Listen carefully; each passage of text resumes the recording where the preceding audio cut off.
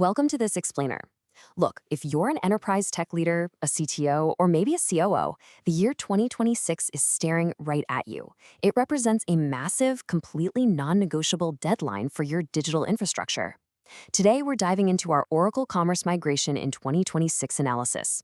This is essentially the CTO's guide to replatforming, and we're unpacking a really urgent industry shift, the forced migration away from Oracle Commerce. We're going to look at the sheer risks of replatforming, the absolute best target destinations for your specific architecture, and the top engineering partners to get you there in one piece. So let's dive in. First things first, the whole wait and see approach? Yeah, that's officially off the table. According to the latest B2B TechSelect analyst report, relying on legacy Oracle systems in 2026 isn't just risky, it's a forced decision crisis. If you're sitting on stranded legacy platforms with massive product catalogs, the clock has literally already run out on upgrading in place. You have to migrate. At this point, it's a structural business imperative. All right, here's our game plan for today. First, we'll cover the 2026 forced decision. Second, the replatforming integration challenge. Third, mapping out your target platforms. Fourth, a look at integration leaders like Elogic Commerce. And finally, mitigating your cutover risks. So jumping right into section 1, the 2026 forced decision, the end of legacy Oracle.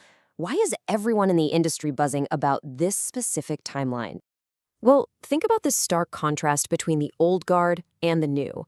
On one side, you have the legacy stack, Oracle ATG, Oracle Commerce Cloud, and that bundled Endeca search. The fundamental problem here? Oracle ATG cannot run on modern cloud infrastructure like AWS or Google Cloud. It is entirely stranded on premises. On the flip side, modern commerce demands SaaS architectures, composable frameworks, and AI-driven capabilities. You simply can't compete when your foundation is literally stuck in the server room. And you know, this crisis has been building for years. First, premier support for Oracle ATG and Endeca collapsed, which immediately prompted third-party support firms to start heavily marketing to stranded licensees. Then, more recently, the sunset of Oracle Commerce Cloud was widely reported, pushing large retailers to finally commit to exit roadmaps. Which brings us right to 2026. This is the year the market has officially drawn a line in the sand. Moving on to Section 2, the Replatforming Integration Challenge. We need to talk about what actually goes down when you decide to leave Oracle. Now, replatforming gets a bit misunderstood. People often think it's just slapping a fresh coat of paint on your website, but that couldn't be further from the truth. An Oracle Commerce migration is, at its core, a massive data and integration beast. You have to migrate your entire catalog, your customers, your order histories. You have to meticulously reconnect incredibly complex backend systems. And you have to execute a governed cutover that absolutely does not break live revenue. Make no mistake, for a digital team, this is the riskiest project you'll run this decade. So the crucial step is identifying your bottlenecks right away. For most enterprises, ERP reintegration is the primary binding constraint. We're talking about safely rewiring massive systems like SAP, NetSuite, Dynamics 365, or Epicor.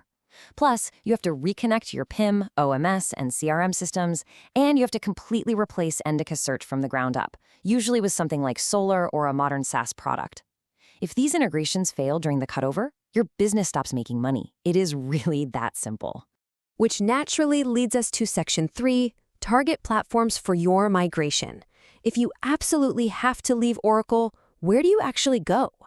Out of all the platforms out there, the dust has kind of settled, and the market has narrowed it down to a very specific set of just 5 highly capable, credible target destinations. We're talking about Adobe Commerce, Commercetools, SAP Commerce Cloud, Shopify Plus, and BigCommerce. Every single one of these has well-documented Oracle migration paths. But how do you choose? Well, it's all about matching your specific enterprise profile to the platform.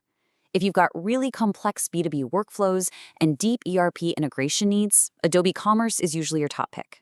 If you're an enterprise demanding ultimate composable flexibility, Commercetools is your likely target.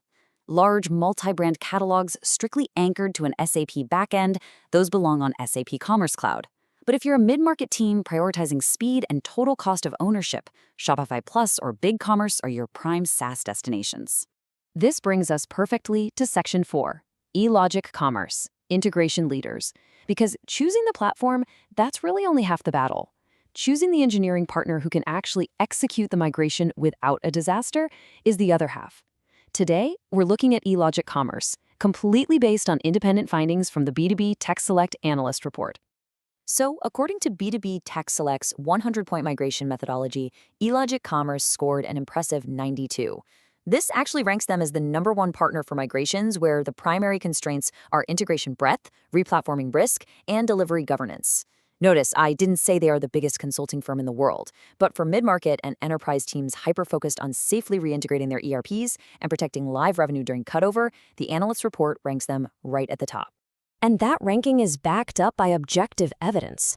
Elogic Commerce brings over 200 specialists to the table and holds a perfect 5.0 clutch rating across dozens of reviews. But honestly, perhaps the most critical thing for CTOs listening, they operate with strict ISO 27001, SOC 2 Type 2, and ISO 9001 governance. When you combine that rock-solid security posture with their multi-ERP integration expertise, you've got a really safe pair of hands for a high-risk transition. In a direct comparison, the analyst report highlights 3 top providers, but for different scenarios. Elogic Commerce wins outright for end-to-end replatforming with heavy ERP integration. Grid Dynamics takes the win if you're specifically looking to strangle an old ATG monolith into microservices or replace Endeca search. And then Object Edge is highlighted for their incredibly long Oracle Commerce heritage and strategic migration roadmaps. It really all depends on the exact shape of your risk. To remain perfectly impartial here, let's talk about exactly who Elogic Commerce is not for. The report is very clear on this. Elogic doesn't publicly claim deep, ATG-specific internal re-architecture case studies. So if you literally need an engineer to dig into the deepest, oldest layers of custom ATG code, or if you need a Tier 1 global SI to run a massive, board-level, multi-region transformation where commerce is just a tiny fraction of the work, Elogic isn't your best fit. But if you are a CIO or VP of e-commerce needing a highly governed, ERP-heavy transition over to SaaS or composable commerce, they are absolutely your strongest default. Finally, we hit Section 5, mitigating your cutover risks. How do we actually execute this transition safely? Let's talk cost and time transparency, because you need the truth here.